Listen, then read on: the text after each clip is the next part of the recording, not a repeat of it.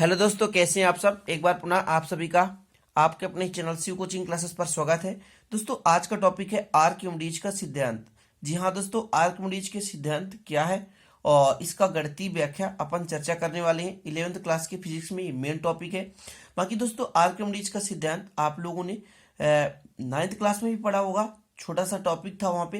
लेकिन दोस्तों अपना आज पूरा डिटेल है, तो चर्चा करते हैं। दोस्तों आर्किमिडीज का सिद्धांत है क्या, तो पहले इसको देखते हैं दोस्तों। जब किसी ठोस को किसी द्रव में पूर्णतः या आंशिक रूप से डुबाया जाता है तो उसके भार में कमी हो जाती है। यह कमी उस ठोस द्वारा हटाए गए द्रव के भार के बराबर होता है। ये दोस्तों आर्किमिडीज का सिद्धांत है। जैसे दोस्तों आप किसी भी एक भारी लकड़ी को ले लो, किसी तालाब में जाओ और उस लकड़ी को दोस्तों तालाब में डाल दो और उसको पकड़ कर खींचो। इतना आसानी से आप खींच सकते हो, इतना कम बल से खींच सकते हो, लगता है दोस्तों पूर्णतः हल्का हो चुका है। कोई आप पत्थर ले लो, पानी में लेकर डुबाओ, तो जब पानी में चले जाओगे आप तो बिल्कुल पत्थर हल्का लगेगा। जहाज तैरता क्यों है, वो आर्किमिडीज के सिद्धांत के आधार पर ही है ना दोस्तों। ये सारी चीजें कैसे समझ में आता है, तो इसमें दोस्तों एक बल और एक मतलब यहाँ पर बल कार्य करता है जिसे उत्प्लावन बल कहते हैं। और दोस्तों उत्प्लावन बल जो होता है वो द्रव के हटाए गए भार के बराबर होता है। मतलब दोस्तों जब कोई वस्तु अपना किसी द्रव में डुबाया जाता है दोस्तों किसी वस्तु को, तो उसमें जो भार कमी होती है ना, वो क्यों होती है, क्योंकि दोस्तों जो वस्तु वो डूबता है तो उससे वहां जहां पर वो एरिया मतलब लेता है, वो द्रव द्रव क्या करता है, उसको हटाता है। और वो जो द्रव हटाता है दोस्तों, तो द्रव पर एक बल कार्य करने लगता है, उत्प्लावन बल, जो नीचे से ऊपर की ओर बल लगता है। याद रखिएगा, उत्प्लावन बल हमेशा नीचे से ऊपर की ओर लगता है, जो कि उसको हल्का कर देता है, वस्तु को क्या कर देता है, हल्का कर देता है। ठीक है ना। तो उसमें जो कमी होती है, भार की कमी दोस्तों, वो कितनी कमी हो जाती है, जितना द्रव हटाया जाता है। कुल मिलाकर किसी वस्तु को द्रव में डुबाने से उसमें कितना भार कमी होता है, जितना वह द्रव को हटाएगा। जितना वह पानी या द्रव को हटाएगा उतना वह वस्तु हल्का हो जाएगा। यह आर्किमिडीज का सिद्धांत है। तो चलते हैं दोस्तों गणितीय व्याख्या देखते हैं। तो सबसे पहले तो मैं बात करता हूं, आपका एक कोई पात्र है जिसमें जल भरा हुआ है। इसमें बेलनाकार ABCD एक ठोस को हम क्या करते हैं, आंशिक रूप से डुबाते हैं। ऊपरी सतह से इसकी ऊंचाई मान के चलते हैं H1 है। निचली ऊपरी सतह से दोस्तों इसके निचले पृष्ठ की ऊंचाई कितनी है, H2 है। और बेलन की ऊंचाई मान के चलते हैं H है। कितनी है, H है। इतना क्लियर दोस्तों। माना ABCD एक बेलनाकार पात्र या ठोस है जो दोस्तों किसी द्रव में डूबा गया है, जिसकी लंबाई कितनी है, H है। और अनुप्रस्थ परिच्छेद का क्षेत्रफल कैपिटल A मान सकते हैं, द्रव का घनत्व तो रो मान सकते हैं, है ना। और इनके स्वतंत्र फलक मतलब ऊपरी फलक का मतलब ऊंचाई कितना दोस्तों, H1 है द्रव की सतह से, और निचले फलक की क्रमशः दूरी कितनी है, H2 है। क्लियर दोस्तों। तो लिखना कैसे है, समझ के चलते हैं कि माना ABCD एक बेलनाकार ठोस है जिसकी लंबाई H। यह आपका ABCD एक बेलनाकार ठोस है जिसकी लंबाई H है। अनुप्रस्थ परिच्छेद का क्षेत्रफल कैपिटल A, मतलब दोस्तों अनुप्रस्थ इसके परिच्छेद का क्षेत्रफल कितना है, कैपिटल A है। उसे रो घनत्व वाले द्रव में इस प्रकार डुबाया गया है कि ऊपरी फलक, ये ऊपरी फलक द्रव के स्वतंत्र तल से दूरी क्रमशः H1 और निचले फलक की दूरी क्रमशः H2 है। इतना तो क्लियर दोस्तों। माना है, इसको लिख सकते हैं कि माना ABCD एक बेलनाकार ठोस है जिसकी लंबाई H है। अनुप्रस्थ परिच्छेद का क्षेत्रफल कैपिटल A है। उसे रो घनत्व वाले द्रव में इस प्रकार डुबाया गया है कि उसके फलक द्रव के स्वतंत्र तल से क्रमशः H1 और H2 दूरी पर है। क्लियर दोस्तों, ये हो गया माना। तो अब आपको बताना है कि ठोस के ऊपरी फलक पर दाब कितना लगता है। ठोस के ऊपरी फलक पर, कहां पर दोस्तों, ऊपरी फलक पर दाब कितना लगेगा, P1 बराबर दोस्तों द्रव के अंदर अतिरिक्त दाब का मैंने व्यंजक बताया था, H रो और जितना त्वरण H रो G, है ना। तो यहाँ H1 है तो H1 कर दिया हमने, H1 है तो H1 कर दिया हमने। ठीक है। अब दोस्तों ये ऊपरी फलक पर था, तो ठोस के नीचे भी दोस्तों, तो निचले फलक पर, कहां पर, निचले फलक पर दाब कितना होगा मेरे भाइयों, P2 बराबर, तो H1 की जगह H2 और दोस्तों रो G, जहां रो घनत्व है और G गुरुत्वीय त्वरण है। क्लियर दोस्तों, ये दाब हो गया, ये दाब हो गया। तो अब आपको बताना है कि ठोस के ऊपरी फलक पर कितना बल लग रहा है। ठोस के ऊपरी फलक पर कितना बल लग रहा है? ठोस के ऊपरी फलक पर किसके द्वारा दोस्तों? द्रव द्वारा। किसके द्वारा? तो द्रव द्वारा। ठीक है, यहां पर मैंने द्रव द्वारा लगाया गया बल। आप ही बताओ भाई, बल बराबर क्या होता है? दाब गुणे क्षेत्रफल। होता है कि नहीं होता है?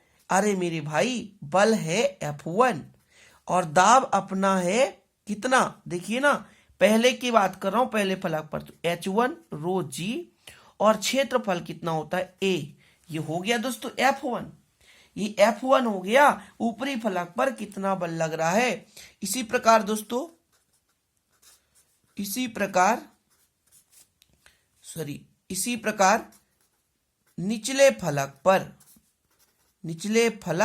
पर F2 कितना लगेगा बताइए दोस्तों? तो H1 के जगह H2 रो GA हो गया। ये दोस्तों ऊपरी फलक और निचली फलक पर द्रव द्वारा लगने वाला बल है। अब दोस्तों उत्प्लावन बल क्या कहलाएगा? उत्प्लावन बल जो नीचे से बल लगाता है। लेकिन दोस्तों उत्प्लावन बल जो ऊपर से बल लग रहा है और नीचे से भी लग रहा है, लेकिन ऊपरी वाला बल कम होगी दोस्तों, तभी नीचे से ऊपर की ओर वस्तु, मतलब नीचे से ऊपर की ओर वस्तु आता है, इसलिए तो हल्का आभास होता है। तो उत्प्लावन बल जो होगा दोस्तों, वो कितना होगा? वो होगा टोटल नीचे कितना है उसमें से ऊपर वाले को घटा दें, क्योंकि बल तो दोनों साइड से लग रहा है, ऊपर से भी नीचे से, लेकिन जो बल नीचे से ऊपर लाने की चेष्टा कर रहा है वही बल दोस्तों उत्प्लावन बल होगा। तो मैं यदि उत्प्लावन बल की बात करूं दोस्तों कि द्रव पर उत्प्लावन बल कितना लगेगा, उत्प्लावन बल, तो दोस्तों आपको F2 में F1 को घटाना होगा। किसमें दोस्तों? F2 में F1 को घटाना होगा। क्यों? क्योंकि बल ऊपर से भी लग रहा, नीचे से भी, दोनों बराबर है, तो बस तो ऊपर नहीं आएगा। लेकिन एक बल क्या कार्य कर रहा है, जो कि एक्स्ट्रा बल है, F1 से एक्स्ट्रा। देखिए ना, ये आपका बेलनाकार पिंड है, नीचे कुछ अतिरिक्त बल लग रहा है, यहां से F2 अतिरिक्त F1 से कितना अधिक बल लग रहा है, जो उत्प्लावन बल है, जो ऊपर ले जाने की चेष्टा कर रहा है। तो दोस्तों F2 का अपना मान H2 रो GA माइनस F1 का H1 रो GA। दोनों में से कुछ तो कॉमन आ रहा है मेरे भाई, तो क्या कॉमन आ रहा है? H2 माइनस H1 रहने दो, और दोनों में से रो GA कॉमन आ गया। ठीक है, अब दोस्तों H2 माइनस H1, H2 में H1 घटा दो तो H आएगा, तो ये हो जाएगा, A को रख दो और इसका H हो जाएगा, रो G हो जाएगा। अब दोस्तों आपको पता होगा कि आयतन बराबर होता है क्षेत्रफल गुणे ऊंचाई, क्योंकि लंबाई गुणे चौड़ाई गुणे ऊंचाई, इसलिए दोस्तों इसके जगह हम लिख सकते हैं V रो G। ये दोस्तों उत्प्लावन बल है, मतलब वस्तु पर एक लगने वाला बल जो कि ऊपर की ओर लगा रहा है। ठीक है ना, तो ये दोस्तों बल है। ठीक है, अब इसके आगे लिखना दोस्तों, जो आपका ठोस है ना, ये जो ठोस है, और ठोस जो होता है द्रव को हटाता है, तो समझिए ठोस द्वारा दोस्तों हटाए गए द्रव का भार का सूत्र क्या होता है बता सकते हैं आप? द्रव्यमान गुणे त्वरण होता है कि नहीं होता दोस्तों? तो भार बराबर द्रव्यमान का सूत्र क्या होता है आप ही बताइए? आयतन गुणे घनत्व और गुणे त्वरण। आयतन का दोस्तों भी घनत्व हमारा द्रव का रो है और वृत्तीय त्वरण जी है। अब दोस्तों जो उत्प्लावन बल है और ये जो भार है वो बराबर है, मतलब दोस्तों निष्कर्ष क्या निकला? अतः लिखें उत्प्लावन बल द्रव द्वारा ठोस द्वारा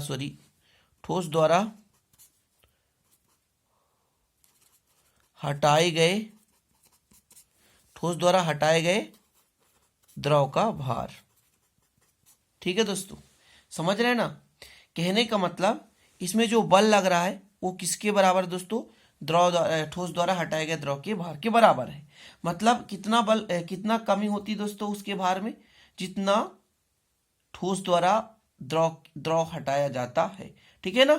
तो जब किसी वस्तु को दोस्तों, ठोस वस्तु को हम किसी द्रव पर डुबाते हैं, जैसे इस द्रव पर डुबाते हैं, तो उसके भार में कितनी कमी होती है दोस्तों, जितना कि ठोस द्वारा द्रव पर भार क्या किया जाएगा, हटाया जाएगा। क्लियर है। कहने का मतलब जो भार की कमी होगी वो द्रव के भार के बराबर होगा। जितना द्रव हटाया गया उसी द्रव के भार के बराबर ठोस के भार में कमी आ जाती है। क्लियर दोस्तों। तो आप चाहे तो स्क्रीनशॉट ले लें, वीडियो को मैं रोक देता हूं और आप लोग स्क्रीनशॉट कर सकते हैं क्योंकि नोट्स बनाते होंगे। और इसके आगे दोस्तों ये रहा आपका, ठीक। फिर आगे हमने उत्प्लावर बल लगाया और इस तरह से पूरा कंप्लीट हो गया। अतः आप लिख सकते हैं कि जो ठोस द्वारा द्रव हटाया जाता है उसी के भार के बराबर ठोस के भार में कमी आती है। ठीक है। तो चलते हैं दोस्तों, अच्छा लगा तो प्लीज लाइक कर देना और दोस्तों के साथ शेयर भी कर देना।